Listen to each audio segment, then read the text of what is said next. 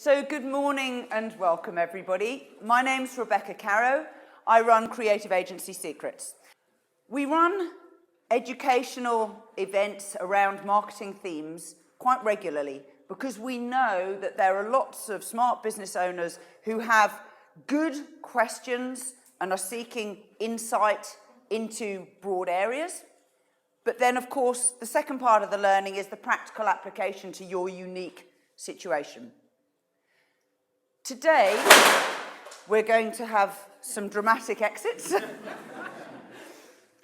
I'm going to follow and show how practical execution marketers, like my firm, put into practice the things that are set up by SEO experts that then deliver leads, inquiries, and sales, not always in digital channels, but for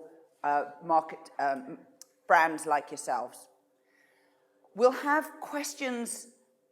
Questions as we go along is my preference because if something's really fresh in your mind, but please understand that we're on a little bit of a tight time frame because some of you have got offices to go to later, and we will give brief answers and then there'll be an opportunity to chat afterwards.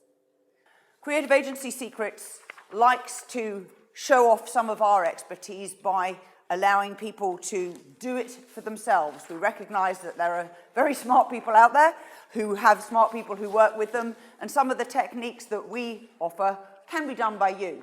And so this is a book that we've written with a man called Andrew Healy that covers off 5 different things that you can do for your own website yourself. One of them explains how to affect the way Google represents your website. So the different elements, like these 6 links to different pages, if they are not the pages that you want displayed, we explain how to change them. So it's a free download, bottom of the feedback form, so you'll need to write it down, but it's pretty obvious. The link is called creativeagencysecrets.com/get-my-website-working. Right, back to the very beginning. So, taking the expert work that Richard and his colleagues have done, how do I put that into practice in the tactical execution marketing end of the world? And that's where businesses like mine come in. SEO works in a binary way. Firstly, you can say what you want to get found for. I want to get found for selling green ballet shoes. Secondly, if you are not getting found for that, you need to find out what searches people are using that is bringing them to your website as it is at the moment. It's quite simple gap analysis, and then we need to close that gap. And so I'm going to show you here a couple of techniques that you can use to close the gap and get your website ranking for the things that you want. These are screen grabs from inside Google Analytics. If you don't know how to use it, and if you haven't got it on your website, please do that immediately. On the left, this is a search query. I'd like you to read the 10 key phrases there and make a suggestion to me. What do you think this website is about? Electronic signatures, about time, business sites, cattle sorting sticks, CD grip, clarity in writing. Suggestions? Online forms. Anyone else? Okay, bit of a puzzle. What about the one on the right?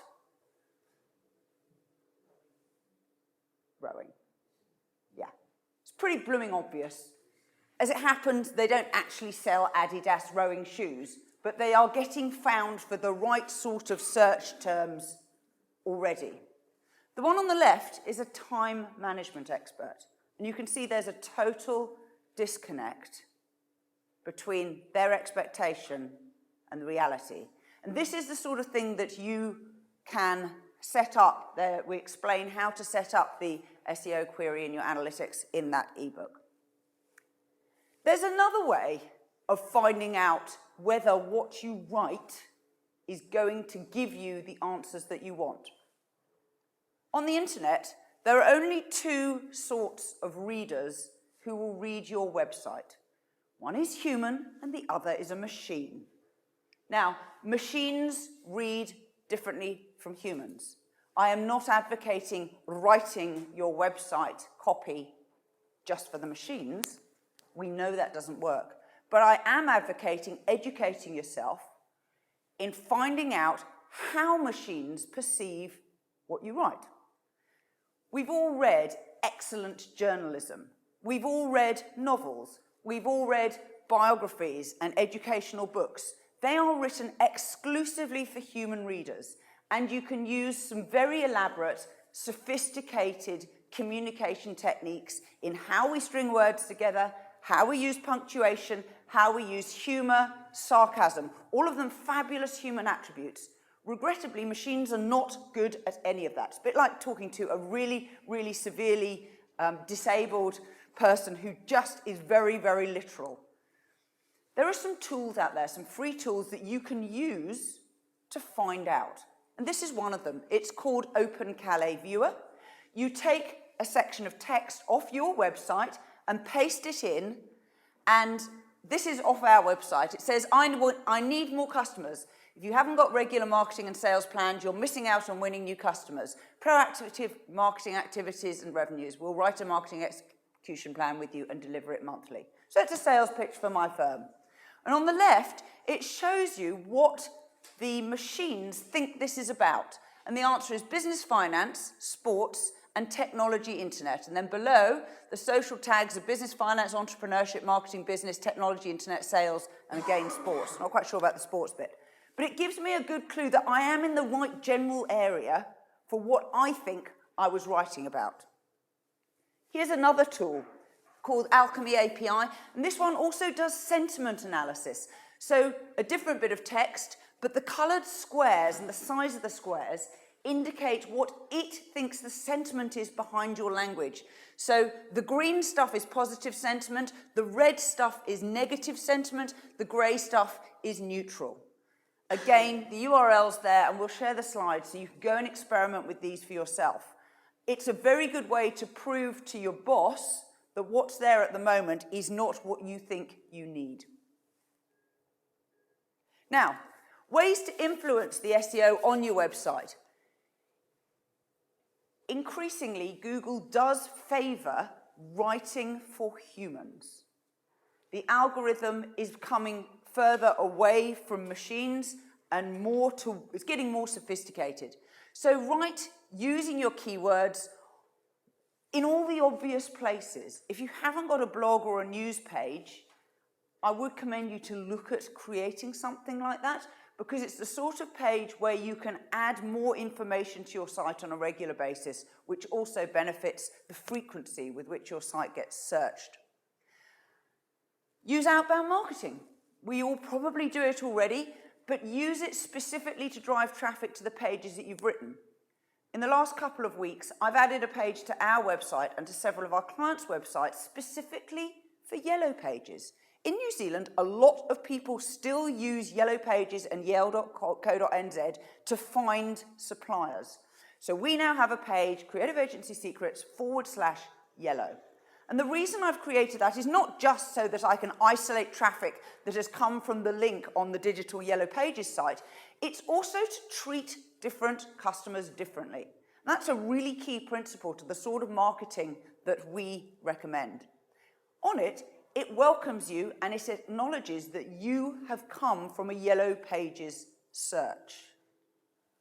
It also gives a quick signpost around our website to help guide those people as quickly as possible to the place where they might want to go.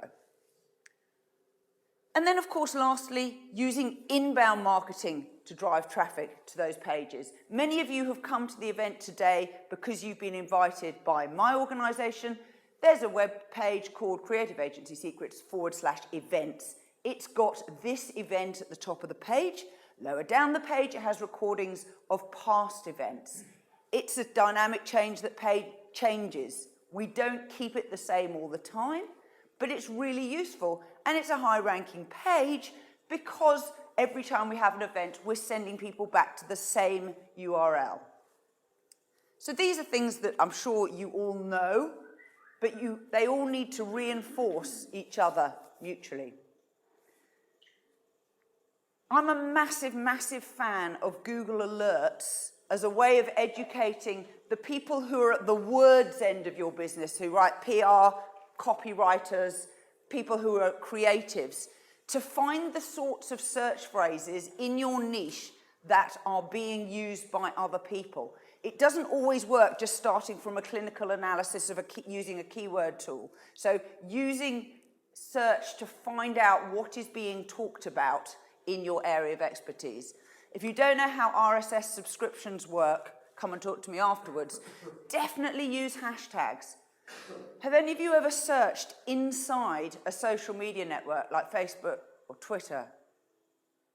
Couple of nods. Bear in mind, Google cannot search inside Facebook. It is blocked. If you want to find Facebook groups, other brands inside Facebook, you can only search inside Facebook to get an effective answer. So if you have competitors out there or you want to see how you show up, it's not just the classic search engines of Bing and Google that matter. Can anyone name the top 5 search engines in the world today? Let's call out the names. YouTube, really big search engine. Heaps of people know they want a video answer. What else? Yeah, possibly. Others? Bing. Yep, Bing is. I don't think it's in the top 5. No, that's the Chinese search engine. It is big, but only in China. Amazon, eBay, these are search engines. They're not just online retailers. So include them in your own researches for your business niche. I read a book the other day that said, if you want to find out what sort of questions people are asking about your area of expertise, go into Amazon and go and find what book titles have been published in that area. And I thought, what a great suggestion. They're not all self-help books, but there are some really, really good titles, often written by the public, not by professional publishers and authors, because they perceive there's a need to have an answer to a very specific question. So search inside social, know your analytics. Now, most of these things are available in free versions, but there are also paid versions. It's often better to have the paid version, goes without saying. Now, how can we get you smarter? How can we get you taking the smart SEO advice that you've got and looking at more areas for search? Does anyone look at, everyone's got a search button on their own website. Do you ever analyze what phrases people search for? Because you can, it's very easy. You just go inside your analytics and you can turn on site search tracking. It's just a simple thing under your admin. You see in the top right where I've squared over admin, it's in view settings. It's really cool because you can find out just for your own business what it is that your customers and prospects are looking for. It's also worth obviously looking at your competitors. It's always interesting to see what they're doing. And it's important to know, as Richard illustrated, that people are searching for phrases that you want to rank for. You don't just want strategy and insight, whatever it was for the Marketing Association that no one searches for. You've also got to know what the dollar value is. How much are people prepared to pay to rank for this? Because you might not be prepared to pay for it, but you do need to understand the competitive situation in your part of the marketplace. This means that you write content for your website that is both profitable and competitive. So inside your site, what is it that people want to know? What proportion actually use it? And that might be something to do with the prominence of your search icon. But what pages do they start their search from? What do you think you can learn if I know that people start their search from the homepage versus your e-commerce store page?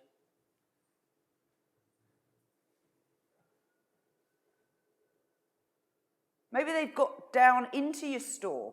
They're going several layers deep in a particular product area, and they still cannot find what they are looking for. It gives you insight into how you've got your menu structured. maybe what you're calling your product compared with what they are searching for. It might be that they're looking for LCD televisions and you're offering television, you know, with a number or a brand name. What pages do they go to after searching? Because search doesn't usually produce one result. Even inside your site, it'll produce multiple results. So how are those aligning? And how likely are they to leave after they've done a search? Does that tell you if they've found what they're looking for, or if they have not found what they're looking for? And do they refine their searches? They're pretty obvious questions, but unless you're looking for these things, you won't know the answers. Now, I don't know if many of you offer or choose to have advertising on your commercial websites, but quite a few businesses do. It's called the display network. Richard touched on it earlier. But it's important to find where the profit is and the value is in the particular keywords that you use. Free keyword research tools are available. Google is the most popular one, but this is a different one that is independent of Google, and there are obvious benefits in that.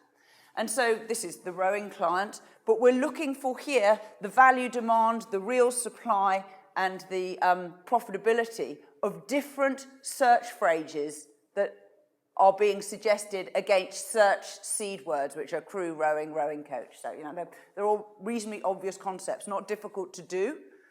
But you can imagine that this is going to influence the sort of phrases they're going to write for and the results that they get, because they can tell that this particular phrase is worth, you know, $10, $15, $20 for an advertiser more than a different one. And that impacts the marketing that they choose to do. It also allows me to see where the competitive websites are. Who else is ranking for this search phrase? Now, they may not be actually direct competitors, but it is worthwhile knowing what the search engines think is important for that phrase and where you sit in the broad picture there. And again, that's another really good way of impacting the outcomes that you want by being proactive, using SEO to change what you're doing in your tactical marketing. Richard is really, really knowledgeable and has been in this game for a very, very long time.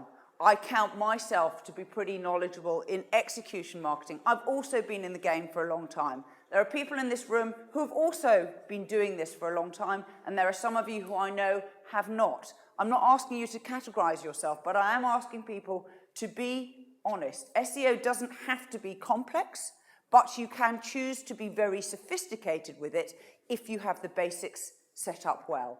Both of us have covered off a lot of the groundwork that you can do yourself, or you might think your 15-year-old son can do. It's not going to help you in the long term unless you're prepared to climb the mountain and get sophisticated. Like a lot of marketing, persistence and diligence pays off. It's not a flash-in-the-pan job, and you don't get instantaneous results unless you pay for them and keep on paying for them. And some people can, but many of us can't. But the main thing that I would like you to take away from today is that people who are knowledgeable experts will shortcut your learning. A couple of hours spent with our firms will help you focus on a tactical execution plan that will get you results without you having to do all the learning that we have taken on, and I probably rejected more knowledge than I actually use in my career. That's my contact details. My cards are out the front on the table where the breakfast is. Do go download the ebook for yourself. Feel free to share it amongst your colleagues. I'm not precious about it. We do sell it, so I ask you to be respectful in how you treat that. Are there any questions on the sort of things that I've covered off?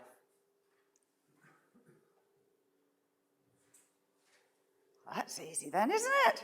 Right. Any other questions for Richard that have arisen? Good, even better.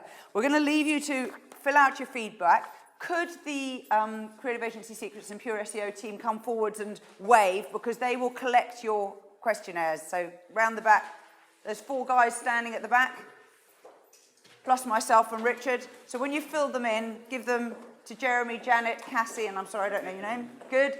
And then have another cup of coffee and some more breakfast, and we'll do the draw in about 5 minutes' time.